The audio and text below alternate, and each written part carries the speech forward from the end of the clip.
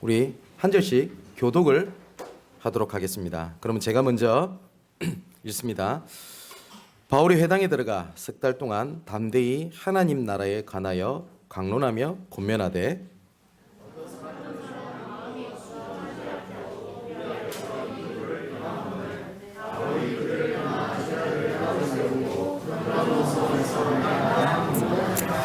두 해 동안 이같이 하니 아시아에 사는 자는 유대인이나 헬라인이나 다 주의 말씀을 듣더라.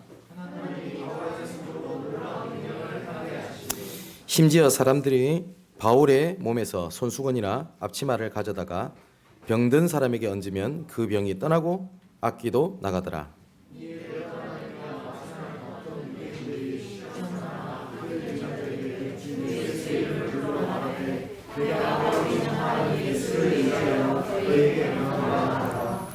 유대의 한 제사장 스게와의 7 아들도 이 일을 행하더니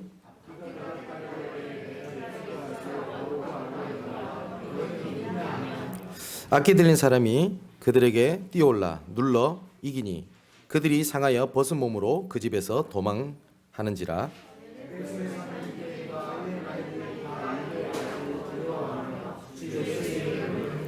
믿은 사람들이 많이 와서 자복하여 행한 일을 알리며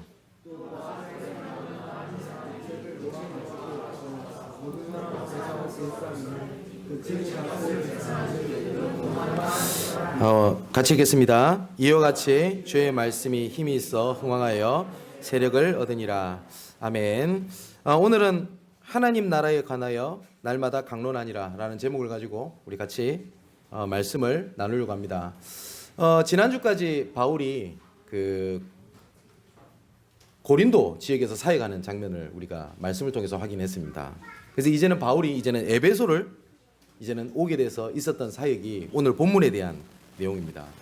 근데 바울이 사역했던 것을 잘 보면 전체적으로 볼 때 가장 큰 응답이 있었고 또한 가장 큰 중요한 시간표가 있었던 사역이 그리고 로마 복음화의 본격화되는 시작이 어디냐면 에베소 사역입니다.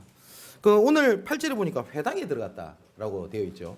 근데 바울이 회당을 중심으로 들어가는 장면이 사도행전에 곳곳에 나옵니다. 회당으로 들어갔다는 것은 몇 가지 의미가 있겠습니다만은 그 중에 하나가 영적인 흐름의 센터로 들어갔다는 말이고요. 또한 엘리트를 파고 들어갔다는 말도 되고 세 번째로는 후대를 위해서 파고 들어갔다는 말도 됩니다. 왜냐하면 유대인들은 가는 곳곳마다 회당을 세우는 이렇게 장면들이 이렇게 나옵니다. 근데 참 신기하죠.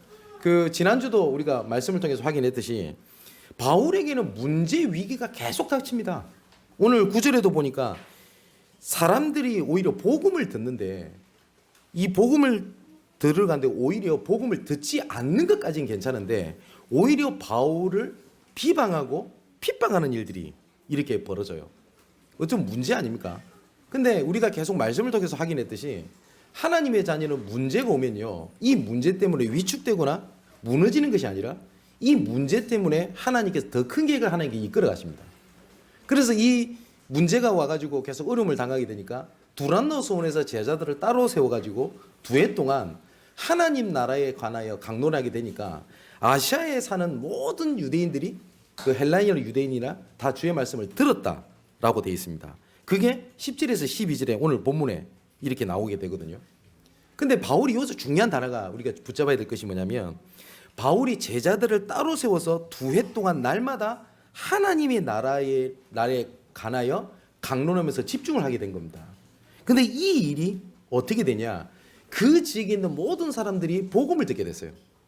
그렇다면 바울이 하나님의 나라에 대해서 강론했다라고 되어 있지 않습니까? 그러면 어떤 부분을 2해 동안 했고 그렇다면 우리가 어떤 부분을 붙잡아야 우리가 성경적 응답을 받겠냐? 우리가 그거를 잡아야 되겠죠. 그래서 우리가 집중이라는 단어를 많이 쓰잖아요. 그러면 우리가 도대체 무엇에 집중하고 또 그다음에 무엇에 왜 집중해야 되는지를 아는 것이 굉장히 중요합니다. 정상적인 사람은 반드시 뭐에 집중을 하고 살아요. 내가 인식을 하든 인식을 못하든 반드시 그렇거든요. 그런데 내가 복음에 집중하지 못하고 있다는 말은 반드시 복음 아닌 내가 다른 것에 집중하고 있고 내가 알게 모르게 복음이 아닌 다른 것에 집착하고 있고 더 심하면 중독되어 있다는 말이기도 합니다. 우리가 집중 훈련을 하잖아요. 근데 집중 훈련하는 이유가 뭐라고 생각을 하십니까? 근데 우리가 많이 집중 훈련하고 나면은 이렇게 포럼을 해요. 아, 내가 복음을 내가 이번에 붙잡고 집중 훈련하니까 어떤 응답이 왔다. 아니면 병이 치유받았다. 아니면 이런 증거가 왔다. 예, 다 맞겠죠. 근데 집중 훈련을 하는 근본적인 이유는 어떤 응답이 오는 게 아닙니다. 내가 복음 아닌 다른 거에 집중하고 있는 오직을 바꾸는 것을 보고 집중 훈련이라고 해요. 그래서 우리는 집중을 하는 이유가 영적 상태를 바꾸는 겁니다. 이 영적 상태라는 것이 왜 중요하냐면 쉽게 말하면 이거예요. 내가 복음에 집중하고 있는데 하고 싶은데 복음에 집중하지 못할 만큼 다른 거에 묶여 있는 것들이 굉장히 많거든요. 그거를 바꾸는 겁니다. 근데 이 일이 얼마만큼 중요했는지 잘 보세요. 예수님께서 이 땅에 오셔가지고 공생의 사역을 3년을 하십니다. 그런데 이 제자들도요 막 흔들리는 장면이 나와요. 베드로조차도 그죠? 그런데 이 초대교회가 완전히 딱 변화하고 바뀌는 전환점이 있는 사건이 딱 하나가 있습니다. 그게 사도행전 1장 3절에 보니까 하나님의 나라에 대해서 예수님께서 40일 동안 강론하셨는데 이 사건이 그 전에 초대교회의 모습과 그 이후의 초대교회의 모습은 완전히 바뀌어지게 돼요. 그래서 예수님께서도 공생의 사역의 마지막의 40일을 어디에 집중하셨냐? 하나님의 나라에 대해서 말씀하시는 거에 집중을 그렇게 하셨습니다. 그렇다면 우리가 도대체 하나님의 나라에 관하여 강론한다는 말이 무슨 말인지를 우리가 붙잡고 응답을 찾아야 되겠잖아요. 우리가 집중해야 될 이유가 있어요. 우리가 복음에 집중해라 이 말을 그냥 밥도 먹지 말고 잠자리 시간 줄이고 계속 말씀 듣고 읽고 그렇게 해라는 말도 맞습니다. 근데 우리가 그렇게 살아가지고 일상생활이 안 된단 말이에요. 그러면 나중에 집중력 속에 있다 보면 나중에 어떻게 바뀌게 되냐면 내가 그렇게 생각을 하려고 하는 게 아닌데 나는 생각을 하게 돼요. 처음에 제가 함부로 군대 얘기를 하면 안 되는 사람입니다만은 저는 방위 출신이라 처음에 오합지졸을 훈련소 갖다 놓으면 엉망입니다. 근데 6주간 진짜 우리 말대로 집중으로 훈련을 시키죠. 군사훈련을. 근데 그 6주간 하게 되지 않습니까? 하고 나게 돼서 자대 배치를 딱 받게 되면 이제 군인이 돼가 있어요. 근데 훈련소에 훈련을 받을 때 남자 애들이 보통 하는 말이 있습니다. 죽을 것 같대요. 너무너무 힘들거든요. 근데 자대 배치를 받고 난 다음에 계속 그렇게 훈련소를 돌렸던 것처럼 돌리냐? 그렇지 않습니다. 그 짧은 기간이지만 군인으로 바꾸는 장면 아닙니까? 그러면 내가 말씀에 집중을 하고 내가 복음에 뿌리 내릴 때까지 하다 보면 어느 날 내가 복음을 붙잡는 게 아니라 복음이 나를 붙잡고 이끌어 가시고 있다는 사실을 나중에 알게 됩니다. 정확하게 말하면 우리가 언약을 붙잡는 게 아니라 언약이 나를 붙잡고 있는 거예요. 하나님이 나를 붙잡고 있는 거지 내가 하나님을 붙잡고 있는 게 아니에요. 처음에는 내가 하나님을 붙잡고 내가 노력해야 된다고 생각을 하는데 진짜 복음을 알게 되더니 어떻게 돼요? 하나님이 나를 붙잡고 있는 겁니다. 창세기 39장 2절에 보면 여호와께서 요셉과 함께 하셨음에 요셉이 형통한 자가 되어 일이 되어 있습니다. 그러니까 여호와께서 요셉과 함께 하셨는데 하나님께서 응답을 하시는데 보디발에 있는 채소까지도 복을 받았다고 되어 있습니다. 근데 이 말의 순서를 바꿔도 말이 돼요. 성경에는 여호와께서 요셉과 함께 하셨음에 이렇게 되어 있는데 순서를 바꿔서 요셉이 여호와와 함께함으로 형통한 자가 되어 이래도 말이 됩니다. 근데 성경은 뭐라고 되어 있냐? 여호와께서 요셉과 함께 하심으로 이렇게 되어 있어요. 그러면 순서를 바꾸면 붙잡고 있는 주체가 바뀌어 버립니다. 요셉이 여호와와 함께함으로 하면은 요셉이 여호와를 붙잡고 있는 겁니다. 근데 성경은 여호와께서 요셉과 함께 하셨다고 되어 있고요. 여호와께서 모세와 함께 하셨다고 되어 있고 여호와께서 오늘에 나오는 바울과 함께 하셨다고 되어 있습니다. 원래 하나님께서는 하나님께서 나를 붙잡고 계시는 겁니다. 근데 우리가 24시간 동안 하나도 잊지 않고 하나님만 생각하고 복음을 생각하면서 그렇게 살아갈 수 있습니까? 그렇게 살아갈 수 있으면 좋습니다. 그런데 우리는 그렇게 못 살잖아요. 내가 그렇게 못한다고 하나님께서 내 손을 놓냐는 거예요. 그렇지가 않거든요. 자, 그래서 우리가 집중 속으로 들어가야 될 이유가 있습니다. 그게 왜 그러냐면 누구나 가지고 있는 게 있어요. 그게 뭐냐면 내 생각입니다. 누구든지 다 가지고 있습니다. 근데 이것이 내 생각이 없으면 그게 사람입니까? 주대가 없는 사람이에요. 그죠? 내 생각은 가지고 있어요. 누구든지 가지고 있는 겁니다. 그리고 불신자들한테는 이것만큼 좋은 단어가 없어요. 네 주장이 확고해야 된다. 네 생각이 확실해야 된다. 그죠? 네가 소신을 가져라. 이런 얘기들 얼마나 좋은 얘기입니까? 그런데 사단은요, 이것을 딱 건드리는 겁니다. 이것을 건드려 가지고 복음 속으로 들어가지 못하도록 하는 게 최고의 사단의 방법이에요. 이 창세기 3장 문제라는 건 이거거든요. 야, 왜 네가 하나님 옆에 있냐? 네가 하나님처럼 될 수 있어. 너가 최고다. 소신을 가져라. 너는 할 수 있다. 최선을 다하면 된다. 교회 다니는 사람들도 내가 최선을 다하면 하나님께서 도와주실 것이다. 성경에 그리 되어 있나요? 아닙니다. 근데 우리는 이렇게 생각을 합니다. 내가 열심히 하고 내가 최선을 다하면 하나님께서 보시고 나에게 힘을 주실 거라고 얘기를 합니다. 이게 불신자 사회에서는 이게 말이 맞아요. 네 소신을 가져라. 최선을 다해라. 너는 최고다. 너는 할 수 있다.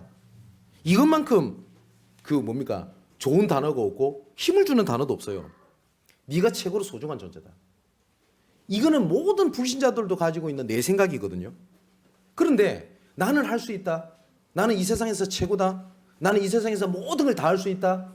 좋다 이겁니다. 그 확고한 생각은. 그런데 그것을 가지고 내 수준을 보니까 내 수준은 그걸 못 넘어서는 겁니다. 그런데다가 내 능력도 그걸 할 수 있는 능력이 안 돼요. 그러다 보니까 그런 생각이 확고할수록요, 나는 안 된다라고 하는 수렁이 계속 빠져버립니다. 그래, 나는 할 수 있어. 그러다가 또 어떻게 생각하냐? 한 가닥 신락 같은 희망을 가집니다. 아, 언젠간 되겠지. 이런 막연한 생각 속에서 또 다시 처음으로 돌아갑니다. 그래, 나는 할 수 있어. 해보면 돼. 실패했거든요. 그래, 이 실패를 통해서 나도 다시 한번 일어서야 돼. 불신자가 봤을 때는 맞아요. 근데 하나님께서는 실패를 통해서 뭘 보게 하신지 압니까? 너는 절대 불가능이라는 걸 하나님 보여주시는 거예요. 너는 나를 떠나서는 아무것도 할 수 없어. 그래, 복음을 떠나서는 아무것도 할 수 없어. 그게 절대 불가능이에요. 그럼 이 절대 불가능을 바꾸는 방법이 네 의지, 너 생각, 네 노력, 도덕적인 것이 아니라 절대 가능의 이름은 그리스도밖에 없다. 그러면 이 절대 가능을 붙잡게 되면 그때부터 나와지는 게 나오거든요. 그때부터 절대 목표가 나오는 겁니다. 그러면 그때부터 그 목표를 말씀을 따라가는데 그때부터 누리는 하나님의 방법이 나와요. 그걸 보고 절대 여정, 절대 누림이라고 합니다. 그 속에 있었더니 예전에는 내가 노력하지 않았는데 어느 날 하나님께서 나를 응답의 자리에 딱 올려놓는 겁니다. 그걸 보고 절대 응답이라고 합니다. 그것을 보고 우리가 그토록 많이 들었던 CVDIP라고 얘기를 해요. 자, 내 생각, 내 의지, 내 수준, 이건 다 가지고 있단 말이에요. 여기에 딱 계속 잡혀 있다 보면 반드시 걸리게 될 수밖에 없는 배경이 있습니다. 어떤 함정에 딱 걸리게 되냐면 창세기 3장 문제입니다. 이 창세기 3장은 이 사단이 속이는 방법이 있다니까요. 이 사단이 속이는 방법이 본인이 하나님을 대적했던 방법이 뭐냐면 내가 하나님처럼 될 수 있다요. 이거 쉽게 말하면 내가 하나님 없이 내가 할 수 있다는 겁니다. 왜 자꾸 하나님을 탓을 하냐? 네가 최선을 다해야지. 네가 열심히 해야지 이겁니다. 그래서 그러다 보니까 모든 대가와 모든 것은 내한테 내 기준에 달려 있어요. 제가 우리 교회 성도들한테 자주 얘기하지 않습니까? 우리가 이런 얘기 많이 안 듣습니까?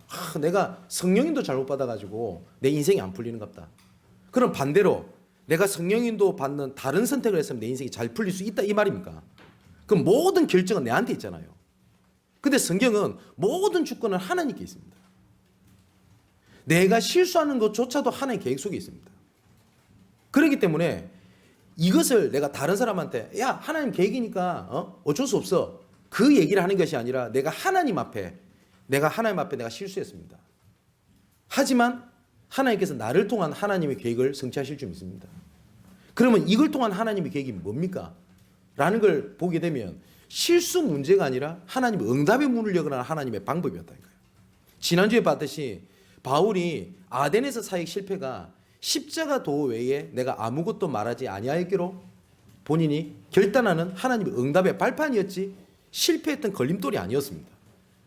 그리고 팀 구성에 대한 응답을 못 받았던 것이 계획이 되어서 그 다음에는 팀 구성의 응답을 확실하게 받게 되는 하나님의 시간표가 되었습니다.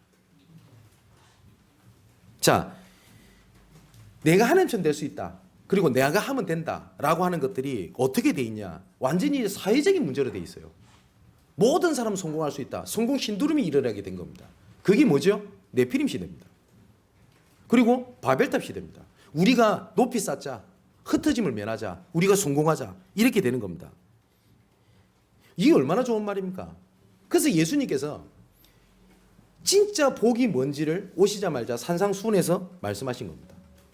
믿는 사람들조차도 진짜 복이 뭔지를 몰라요. 저 이런 얘기 많이 듣습니다.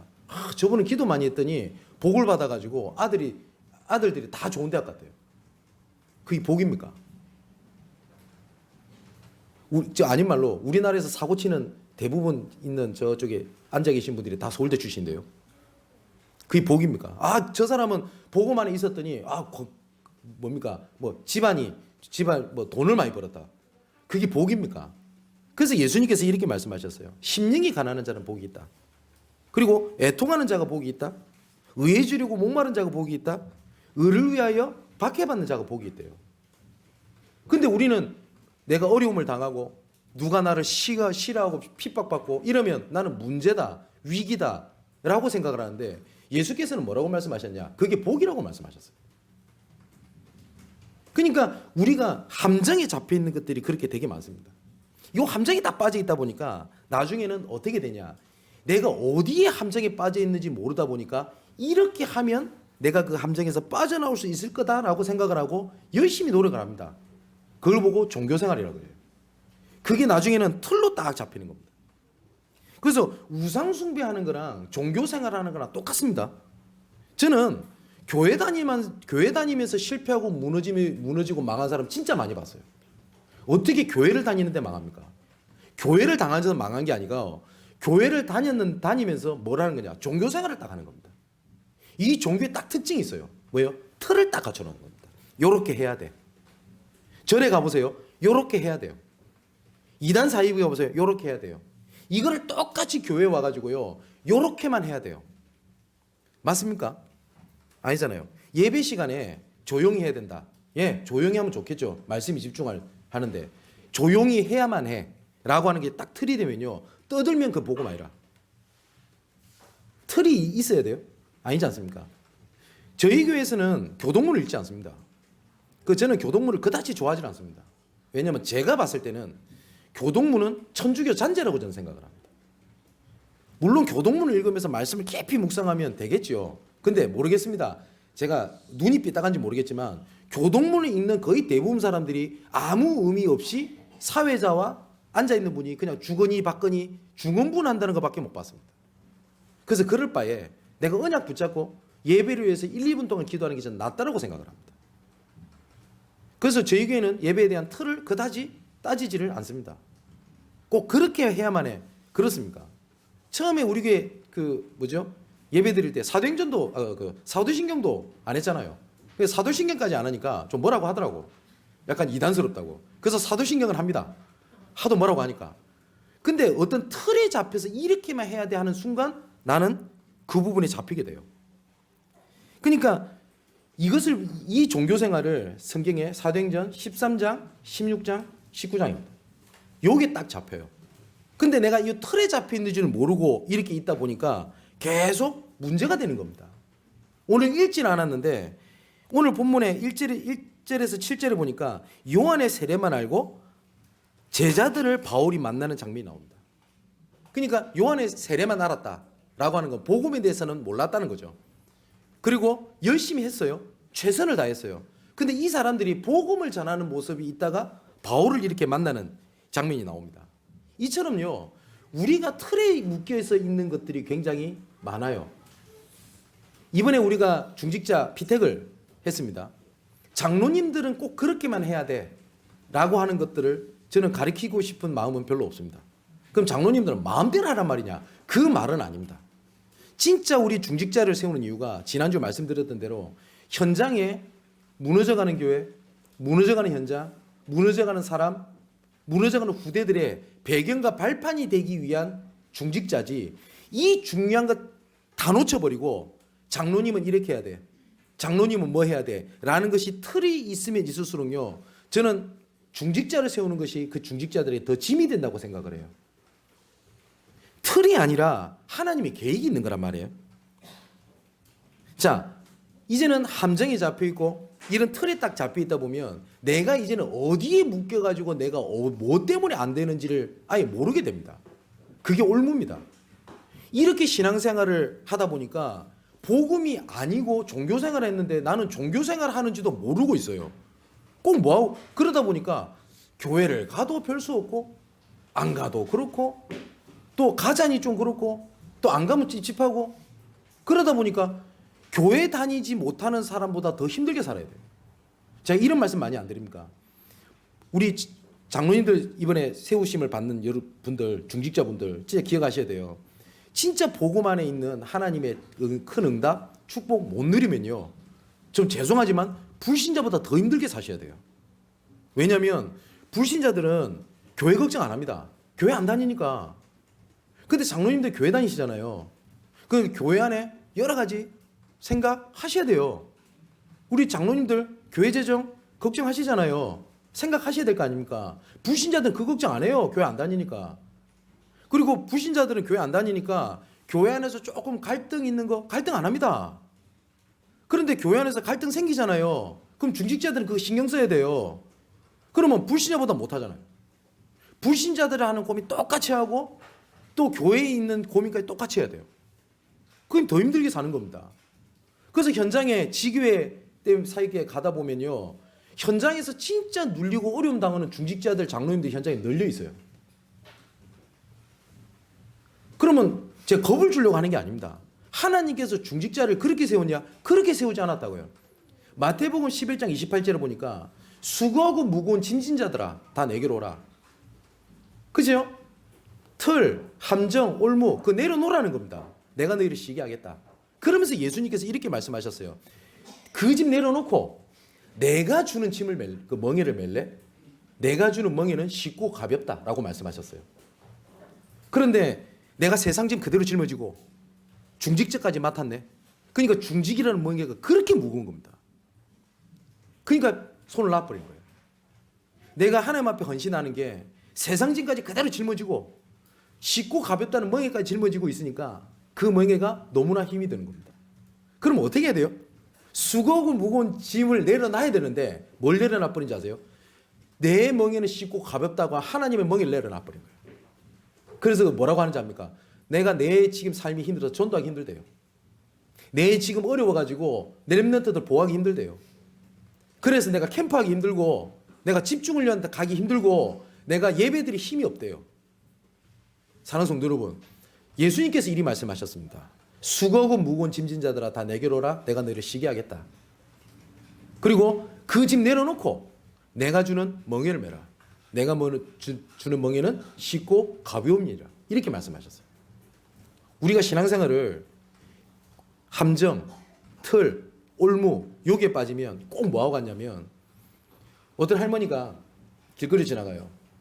밤늦게 비가 부슬부슬 오는데, 그러니까 할머니가 돈이 하나도 없는 겁니다. 택시 탈 능력이 안 돼요. 그 택시가 지나가다가 할머니를 보면서 할머니 어디 가세요? 그랬더니 할머니가 죄송한데 저 돈이 없어서 택시 탈 능력이 없어요. 그랬더니 택시 아저씨가 너무 불쌍해 보이니까 그냥 타세요. 너 돈이 없는데요. 공짜예요, 공짜. 타세요. 그래가지고 탄 겁니다, 할머니가. 그래서 이제는 이 기사 아저씨는 너무 뿌듯한 거예요. 할머니를 도와준다는 마음에. 그래서 운전을 한참 하고 가고 있는데 이 룸밀러로 할머니를 보고 이 택시기사가 깜짝 놀란 겁니다. 뒤에 앉아가지고요, 짐을 딱 짊어지고 할머니가. 그래서 택시기사 놀래가지고 할머니 뭐 하시는 거예요? 짐 내려놓으라고. 이러니까 아이고 택시도 공짜로 태워줘서 너무나 고마운데 짐까지 어떻게 내려놓고 있냐고. 우리가 신앙생활 딱 이런 식으로 해요. 내가 구원받은 것도 감사한데 어떻게? 그죠? 예수께서 십자가에서 요한복음 19장 30절에 내가 다 이루었다라고 말씀하셨어요. 그 말에는 내 대가, 그죠? 내가 무너질 것까지도 하나님께서 다 아시고 십자가에서 모든 문제를 해결해 주셔버린 겁니다. 분명히 대가를 다 치렀다라고 말씀하셨거든요. 근데 왜 우리는 내가 실수했고 내가 하려는 모든 대가를 내가 치르려고 내가 감당하려고 합니까? 예수님께서 뭐라고 말씀하셨냐? 다 끝냈다고 말씀하셨다니까요. 아니 목사님 제가 실수해서 그렇단 말입니까? 예, 맞습니다. 내가 미래에 실수하고 넘어질 것까지도 예수 그리스도께서는 아시고 모든 문제를 끝내버렸어요. 그래서 우리는 그리스도가 필요한 겁니다. 내가 온전하게 하나님께 언약 붙잡고 살 수가 없어요. 그래서 하나님께서는 우리 모든 문제를 끝내셨던 겁니다. 그래놓고 뭐라고 말씀하셨냐? 내가 너와 항상 함께 있겠다. 진짜 회개는 뭔지 아십니까? 하나님 다음부터 안 그럴 기억 아니에요. 다음부터 안 그럴 수 있는 우리 능력이 없잖아요. 분명히 로마서 7장에는 바울이 죄의 건세가 나를 사로잡아가는 것을 보노도다 이랬거든요. 이 죄도 능력이 있습니다. 영적인 문제이기 때문에. 근데 그 영적 문제를 내가 다음부터 안 그러겠습니다. 그게 회개입니까? 그렇게 가르치거든요. 다시는 안 그러세요. 능력이 없는데요. 진짜 회개는 뭐냐? 하나님 내가 다시는 안 할 수 없는 내가 힘이 없습니다. 그래서 저는 그리스도가 필요합니다. 하나님 은혜가 필요합니다. 하나님께서 나를 강권적으로 붙잡아 주옵소서. 이 모든 문제까지도 예수께서 십자가에서 모든 문제 끝내셨음을 믿습니다. 그게 회개입니다. 그죠? 그래서 함정, 그 다음에 틀, 올무 여기에서 빠져나와야 돼요. 여기서 못 빠져나오면 결과는 굉장히 당연할 수밖에 없어요. 내가 잡혀 있잖아요. 내가 잡힌지 모르고 잡혀 있다니까요. 그러다 보니까 다른 거, 틀린 거, 망할 것을 딱 집중하고 있어야 돼요. 렘넌트들이 나는 내 인생을 포기하고 싶다 라고 말하는 후대들 없어요. 나도 모르게 어쩔 수 없이 내 손을 놔버린 겁니다. 내 인생을. 그러면 이 친구들에게 야 해봐, 공부해봐, 최선을 다해봐 이런다고 살려낼 수 있는 게 아니거든요. 손을 놓을 만큼 다른 거에 집착할 만큼 영적 상태가 그리 잡혀 있는 겁니다. 이것을 바꿀 수 있는 길이 그리스도라는 단어밖에 없거든요. 그럼 우리 후대들을 어떻게 돕는 거냐? 붙잡아가지고 그냥 막 다른 거 절대 생각 못하도록 붙잡아가지고 계속 메시지를 전달해 주는 게 아닙니다. 모든 순간마다 하나님의 말씀이 성취되고 있고 이끌어 가신다는 것을 옆에서 보여주는 겁니다. 그리고 들려주는 겁니다. 이번 주에 하나님이 주신 말씀이 이 문제 속에 하나님께서 어떻게 적용하고 어떻게 하나님께서 문제를 해결하셨는지를 듣고도 렘넌트들은 거의 못 붙잡는단 말이에요. 그거를 도와줘야 돼요. 이것을 교회에서 함정, 틀, 올무 여기에 빠져 있는 부분들을 도와주지를 못하니까 교회가 문을 닫고 교회가 계속 위기 가운데 이렇게 빠지게 되는 겁니다. 그래서 예수님께서 승천하시는 그 순간 40일 동안 뭘 얘기하셨냐? 하나님의 나라 일을 말씀하셨다라고 돼 있어요. 바울이 그래서 2해 동안 성경이 돼 있죠. 하나님의 나라에 관하여 강론했다라고 돼 있는 겁니다. 우리가 집중해야 될 이유가 그겁니다. 내가 틀에 잡혀 있구나. 내가 올무에 잡혀 있구나. 내가 함정에 빠져 있구나. 라고 알면 다행인데 이 틀이라는 건요. 내가 잡혀 있는지도 모르고 들어가 있는 게 틀이거든요. 어쩌면 내가 틀을 깨야 되겠다. 내가 얘 틀을 깨야 되겠다. 라고 결단을 해도 얘 틀을 못 깨는 절대 불가능한 걸지도 모릅니다. 왜냐? 내가 얘 틀에 잡혀 있는 걸 내가 모른다니까요. 그래서 하나님의 은혜가 필요하다고요. 그래서 그리스도가 필요하다고요. 그래서 우리가 집중 속으로 들어가야 될 거면 두 번째 내용이 뭡니까? 딱 3가지입니다. 하나님께서 뭐라고 말씀하셨냐? 하나님의 나라 이렇게 말씀 안 하셨고 하나님의 나라 일을 말씀하셨다고 돼 있어요. 그러면 하나님의 나라를 위한 일, 그죠? 그 다음에 두 번째는 이 일을 전달해야 되겠죠. 인턴십. 그리고 이 부분을 인생 전체를 두고 말씀을 주시는 하나님께서 어떻게 말씀을 이끌어 가시는지를 보여줘야 되겠죠. 그걸 보고 인생 포럼이라고 합니다. 그럼 이 3가지를 어떻게 찾는 거냐? 우리의 가장 첫 번째 미션은 저는 한 가지라고 봅니다. 오직입니다. 예수는 믿지만 예수로 충분하지 않은 사람이 많아요. 내가 그리스도를 믿는다고 하는데 그리스도가 나한테 오직이 안 되는 겁니다. 그러다 보니까 다른 것들이 보여지기를 시작을 해요. 다른 것들이. 뭘 내가 해야 될 것 같아요. 아니면 내가 노력을 해야 될 것 같아요. 오직이 안 되다 보니까. 근데 예수님께서 공생의 사역을 하시면서 이렇게 물어본 겁니다. 사람들이 날 누구로 아냐? 그랬더니 어떤 사람은 세례 요한이다, 예레미야다, 엘리야다, 선지자 중에 하나라고 얘기를 해요. 그러면서 복음을 오해하고 있는 겁니다. 예수님께서 세례 요한 같은 일도 하셨죠. 왜냐? 세례 요한이 주된 메시지가 회개하라, 천국이 가까웠느니라 이 얘기입니다. 근데 예수님께서 공생의 사역을 하시면서 하셨던 메시지가 처음에 하셨던 말씀이 회개하라, 천국이 가까웠느니라. 맞아요. 또 이 세례 요한은요, 맥두기와 석청만 먹고 살았다고 되어 있습니다. 그러다 보니까 많은 유대인들에게 지지도 받았어요. 그죠? 왜냐? 깨끗한 청렴 결백합니다. 그래, 예수 믿는 사람은 죄 짓지 말아야 돼. 예수 믿는 사람은 다 불신자부터 깨끗해야 돼. 맞아요. 그러면 좋겠죠. 근데 그게 복음의 핵심이 아니거든요. 내가 가정복음화를 이루어야 되는데, 내 남편한테 복음을 전해야 되는데, 그러면 참는 겁니다. 왜냐? 복음 전해야 되거든. 그러다가 한번 쌓아버려요. 그럼 눌려버리는 겁니다. 이것 때문에 내가 우리 가정복음만 늦춰지는 게 아닌가. 여러분의 성질 부린다고 하나님이 계획이 늦춰집니까? 그런 법이 없어요. 제가 계속 말씀드리는 거, 하나님의 절대 계획, 절대 목표라는 말은, 절대라는 단어는 우리에게 쓸 수 없는 단어입니다. 사람은 절대로 안 그럴게, 이 말 하는 사람 믿지 마세요. 사람은 절대 그럴 수 없어요. 이 절대라는 단어는 하나님밖에 못 붙입니다. 절대 주권이란 말은 이 하나님의 주권이 다른 것에 영향을 받지 않는단 말이에요. 이 절대 계획이라는 말은 이 하나님의 계획이 다른 것에 영향을 받지 아니한다는 말입니다. 그죠? 저도 우리 아버지가 복음을 모르시고 예수를 안 믿으셨어요. 그러니까 저도 그 목표가 그거 아닙니까? 그 뭐죠? 예수 믿게 해야 되고 복음 전해야 되고 이런 갈등이 얼마나 저도 심하겠어요. 근데 아버지랑 계속 부딪히네. 그러다 보면 아버지랑 한 번씩 부딪힙니다. 그럼 저 스스로 눌리는 거예요. 뭐 때문에 눌리냐? 가정한테 복음 전해야 되는데 이렇게 부딪히가 되겠나? 이런 생각이 들고, 어느 날 말씀을 듣다가 이 생각이, 어떤 생각이 드냐? 내 실수가 하나님의 절대 계획을 막습니까? 없어요. 그때부터 어떻게 하냐? 싸울 일은 싸워버린 거예요. 근데 지금 제 아버지가 지금 보험소에 들어와 계세요. 제 어머니가 보험소에 들어와 계세요. 뿐만 아니라 모든 가족이 보험소에 다 들어와 있어요. 그럼 제가 열심히 하고 잘했냐? 아니요. 별로 한 거 없습니다.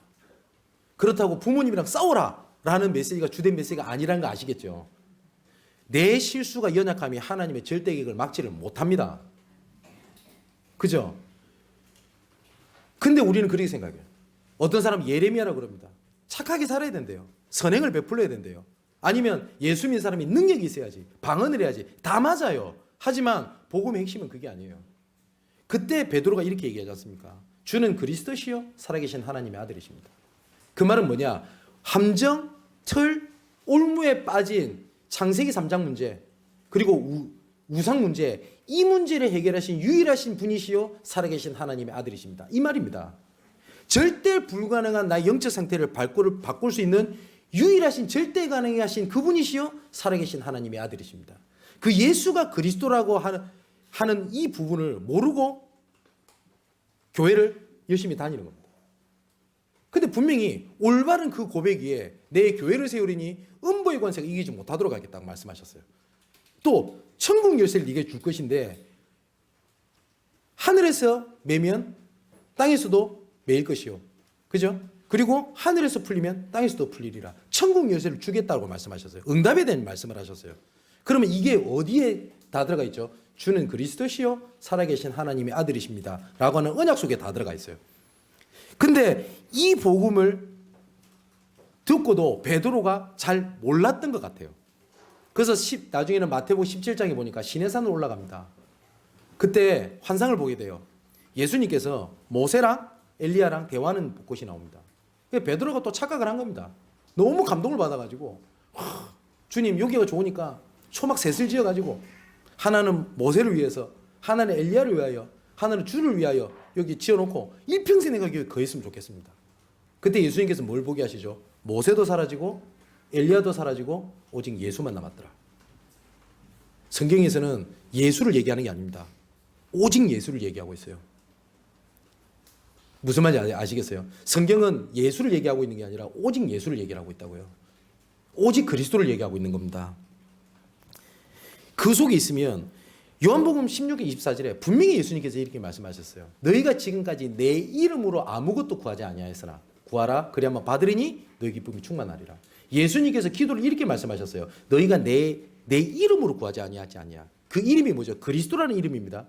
쉽게 말하면 우리식으로 말하면 네 그리스도 몰랐잖아. 그냥 응답 못 받은 거야 라고 말씀하신 거예요. 그리고 뭐라고 말씀하셨냐? 진짜 너희가 내 이름으로 그리스도 이름으로 기도하면 내가 반드시 응답을 하겠다. 많은 사람들이 기도를 합니다. 근데 기도의 첫 단추는요. 기도의 첫 시작은 내 생각을 없애는 거예요. 하나님 이거 하고 싶습니다. 이렇게 해주세요가 기도가 아니에요. 내 기도의 첫 시작은 뭐냐? 내 생각을 내려놓는 거예요. 그러면 하나님 계획이 뭡니까? 라고 있으면 기도의 결론은 뭐가 나오냐? 그리스도면 충분합니다가 나오는 거예요. 자, 이것을 가지고 우리 후대들에게 전달해 주는 건데 이거 가지고 있으면 네 배경이 어떻다라는 것을 전달해 주는 겁니다. 그게 하나님의 나라입니다. 자, 지금 우리 랩런트들 미션홈에서 아니 학업 캠프를 하면서 인턴십도 지금 우리 사역자들 하고 있을 겁니다. 자, 학업 캠프도 하면서 그럼 생각을 한번 해봅시다. 얘들한테 어떤 인턴십을 해줘야 되는데요? 공부요? 청년이면 실력을 키워줘야 됩니까? 예, 그럼 좋겠죠. 그럼 제가 우리 다락방 내에서나 아니면 우리 교회에 있는 전문인들 제가 무시하는 얘기가 절대 아닙니다. 전 세계 통틀어 가지고 최고의 인턴십을 할 만큼 실력이 있어요 우리가? 그렇게 할 거면 좋은 강사들 돈 많이 줘가지고 데려와서 애들 가르치면 돼요. 우리가 그걸 하자는 게 아니거든요. 쉽게 말하면 이겁니다. 우리 후대들이 만일 디자인이다 라고 얘기했을 때 진짜 이 디자인 쪽에 하나님의 나라라는 배경을 가지고 어떻게 복음을 누리고 전문성을 할 수 있는지를 전달해 줄 수 있는 사역자가 필요하고 중직자가 필요한 거지 실력 있는 디자이너가 필요한 게 아니잖아요. 만일에 건축가다. 우리 후대들이 야 건축가 이 길을 가는데 어떻게 가야 되지? 라고 할 수 있는 따라갈 수 있고 볼 수 있는 모델들이 없잖아요. 그죠? 그나마 우리 단체에서 목회자들은 그래도 참 괜찮은 전도자들이 일어나는 것 같습니다. 왜냐하면 그래도 따라갈 수 있는 모델이 있잖아요. 우리 광수 목사님이라든지 그런 모델이 있어서 갑니다. 그런데 다른 전문 분야 랩런트 애들 중에서 방황하는 애들 많아요. 저 이해돼요. 왜냐? 따라가면서 볼 수 있는 모델이 없어요. 중직자들이. 그러면 우리 1세대 우리 중직자분들, 우리 전문인들, 산업인들이 해줘야 될 게 뭐냐면 실력을 애들한테 전달해 주는 게 아닙니다.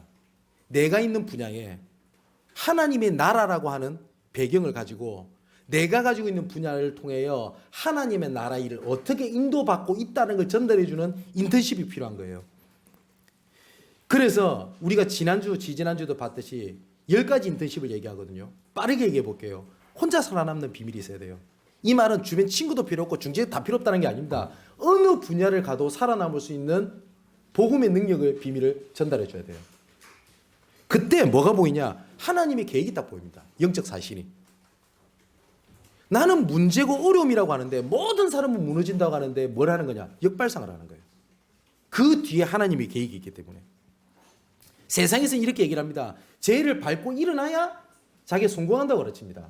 그런데 복음은 너도 살고 나도 사는 겁니다. 그걸 보고 시너지라고 합니다.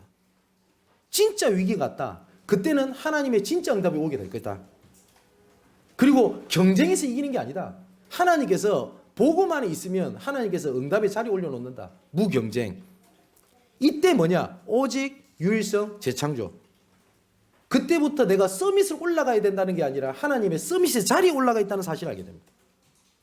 우리 랩런트들은 진짜 황무지 같은데 정말 복음이 없는데 노바디 같은 현장에 갈 일이 되게 많을 겁니다. 아까 말씀드렸듯이 그 분야에 따라갈 수 있는 모델되는 중직자가 없는 현장들이 수두룩 갈 거예요. 그죠? 그래서 혼자 살아남는 비밀이 있어야 된다고요. 그 분야에 아브라함 같이 인턴십을 할 수 있는 하나님의 중직자로 사역자는 나를 불렀다라고 언약을 잡아야지. 그것 때문에 눌리거나 포기하면 안 돼요. 그때 하나님께서는 절대의 계획 속에 절대 작품을 만들어 주게 될 겁니다. 자, 이걸 가지고 우리 후대들에게 뭘 하는 거냐? 진짜 하나님께서 내 인생을 다시 이끌어 가시고 응답을 하시는 인생 포럼에 대한 답을 주는 겁니다. 구원이 이미 재창조거든요. 우리는 구원을 생각하면요, 이렇게 생각하잖아요. 내가 예수 믿기 전에는 요랬는데 예수 믿고 나니까 좀 좋아졌어. 그거 구원 아닙니다. 구원은 고린도후서 5장 17절에 이전 것은 지나갔으니 보라 새 것이 되었다 그랬거든요. 이미 다 끝났어요. 로마서 11장에는 안 좋은 열매를 맺는 돌 감람나무의 가지를 꺾어서, 쉽게 말하면 창세기 3장 이 사단의 양기를 빨아먹고 있는 이 가지를 꺾어서 좋은 열매를 맺고 있는 나무에 접붙임을 했다 그랬어요. 꺾었기 때문에 그 더 이상 과거하고는 상관이 없어요. 구원은 이전 것은 이미 죽었고, 예수께서 죽으실 때 내 과거도 죽었고, 예수께서 부활하실 때 내 새 생명도 다시 살아나게 된 겁니다. 그렇기 때문에 더 이상 과거에 묶일 이유가 없단 말이에요. 자, 그러면 우리 후대들에게 영성을 준비시켜줘야 되는데, 진짜 영성이 뭡니까? 애들 붙잡아 놓고 슬픈 음악 틀어주면서 회개해라! 눈물 흘리게 하고, 그게 영성 아닙니다. 한 번은 류광수 목사님께서 이렇게 말씀하실 때가 있었어요. 저는 불신자 현장에서 현장을 다니면서 불신자 상태를 보고 복음을 전하면서 나의 영성을 준비했습니다. 저는 그 말에 100% 200% 공감합니다. 저는 원래 성품이 굉장히 다혈질입니다. 저희 집에서는 거의 저 시한폭탄처럼 생각을 했습니다. 근데 우리 성도분들 중에 뭐 보신 분 계시겠지만 제가 막 이성을 잃어가지고 막 난리 피고 한 거 별로 보신 적 없죠? 그리고 제가 뭐 부끄러움이 많고 뭐 다혈질이라면 우리 랩런트들 중에서 안 믿는 애들도 있어요. 저 굉장히 다혈질입니다. 그럼 제가 인격 수양을 해서 이런 줄 압니까? 아닙니다. 현장에 가서 있다 보니 이해가 되는 거예요. 영성은 현장에서 준비되는 겁니다. 근데 이 사단은 그걸 알기 때문에요. 어떻게 하는지 알아요? 우리 청년들, 우리 랩런트들 반드시 기억하세요. 현장을 등지게 만들어요. 아니면 포기하게 만들어요. 왜냐? 저기 두렵거든. 등을 져요. 거기서 준비할 수 있는 복음에 대한 영성이 준비되어 있는데 등을 지게 만들어요. 여러분, 불신자 가정에서 고민하는 우리 랩런트들 청년들이 있을 겁니다. 그게 하나님께서 나의 영성을 준비하는 하나님의 응답인데 사단은 어떻게 하는지 아세요? 등을 딱 돌게 만들어요. 모든 응답은 현장에 다 있는데 현장을 딱 돌게 만들어요. 그래서 어떻게 하는지 압니까? 말씀 듣고 훈련 가고 하는 게 너무 좋거든요. 요 안에 있는 거예요. 우물 안에 개구리처럼. 그러면서 현장을 보질 못해요. 현장이 죽어가는데 애통한 마음도 없어요. 자, 그거를 전달해주고 보게 해주는 겁니다. 그게 인생 포럼입니다. 자, 이제 말씀의 결론을 맺으려고 합니다. 오늘 본문에 보니까 21절에 이렇게 돼 있어요. 이 일이 있은 후에 라고 돼 있거든요. 오늘 우리가 말씀 두 가지를 봤잖아요. 집중해야 될 이유. 함정, 틀, 올무. 그러면 집중에 대한 내용, 미션, 그 다음에 인턴십, 그리고 인생 포럼. 이걸 딱 잡게 되면 어느 날 응답의 열매가 오게 될 겁니다. 야, 내가 진짜 하나님께서 나에게 이렇게 응답을 하시나? 라고 할 만큼. 여기까지만 가도 감사하겠죠. 근데 오늘 바울이 이 하나님의 나라 일을 강론을 했더니 이 일이 순회라고 되어 있죠. 그는 우리가 읽었지 않습니까? 어마어마한 일들이 벌어지게 됩니다. 에베소 지역이 완전히 뒤집어져 버리는데 마술사 책을 태웠더니 은 5만이나 되더라. 이래 돼 있죠. 이거 우리식으로 바꾸면 우리 양문교회가 올바르게 전도운동을 했더니 이쪽 지역에 있는 무속인들이 다 회개하고 다 돌아버린 겁니다. 절이 다 망해가지고요. 스님들이 머리 깎고 들어온 겁니다. 그죠? 그런데 이쯤 되면 바울도 이 생각이 들 수 있을 거 아닙니까? 아, 감사하구나. 여기서 제대로 전도운동해야 되겠다. 이럴 수 있겠죠. 그 일이 있은 후에 이 말입니다. 이 일이 있은 후에 바울은 뭐라고 얘기하냐? 내가 로마도 봐야 하리라 라고 되어 있거든요. 그걸 보고 뭐라 하냐면 25시라고 해요. 24시에 응답을 받고 있으면 25시는 우리 인간의 숫자가 아니죠. 24시까지밖에 없잖아요. 넘어서는 하나님이 응답을 주시겠다고 되어 있거든요. 사랑하는 성도 여러분, 내가 복음 붙잡으면 우리 랩런트가, 우리 가정이, 내 직장이 이렇게 하는 응답을 하실 거야 라는 기대, 희망, 언약, 붙잡고 계십시오. 하지만 이 일이 있은 후에 보지 못하는 그 이상의 것을 하나님은 계획을 하고 예비하시고 정복의 여정을 이끌어가고 계시는 겁니다. 그래서 내가 로마도 봐야 하리라. 바울이 그걸 보게 되거든요.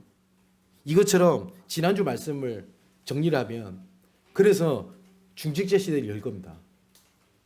이번에 우리 그 비택 장로님들, 우리 비택 권사님들 정말 기대하는 마음으로 기도하시고 언약 붙잡고 계십시오.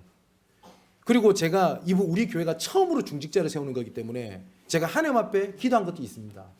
진짜 성경적으로 응답받는 중직자가 뭔지를 첫 테이프를, 첫 단추를 이분들 통해서 열어야 그 다음에 중직자 시대를 열어갈 것이라고 저는 확신합니다. 그래서 자신은 없습니다. 능력이 없기 때문에. 하지만 확신은 있습니다. 중직자 시대를 여는 겁니다. 그래서 우리 후대들을 돕는 렘넌트 시대를 열 겁니다. 그래 놓고 진짜 문 닫힌 선교 시대를 열겠습니다. 그 일을 위하여 우리 모든 중직자들과 산업인을 통해 가지고 빛의 경제 시대를 열 겁니다. 바울이 2해 동안 하나님의 나라에 관하여 강론했다라고 되어 있죠. 정말 한 주일 동안 오늘 주신 말씀을 언약으로 붙잡고 집중하다가 로마도 봐야 하리라. 더 큰 응답과 계획을 바라보고 응답을 누리는 여러분 되시기를 주님의 이름으로 축원을 드립니다. 기도하겠습니다. 나의 하나님, 집중해야 될 이유가 있습니다. 그리고 우리에게 복음을 통하여 집중해야 될 내용도 우리에게 주신 줄 믿습니다. 오늘이 내 인생의 전환점이 되게 하여 주시옵소서. 오늘 말씀이 함정, 올무, 틀에 묶여있는 것에서 빠져나오는 최고의 시간표가 되게 하여 주시옵소서. 지금까지 나도 모르게 빠져있던 종교에서 빠져나와 참된 복음의 비밀을 누리는 시간 되게 하여 주시옵소서. 내 영적 상태가 바뀌고 내 영적 상태가 바뀜으로 내 삶이 바뀌고 지역이 바뀌며 후대가 바뀌고 시대가 바뀌는 응답을 허락하여 주옵소서. 살아계신 예수 그리스도 이름으로 기도하옵나이다. 아멘.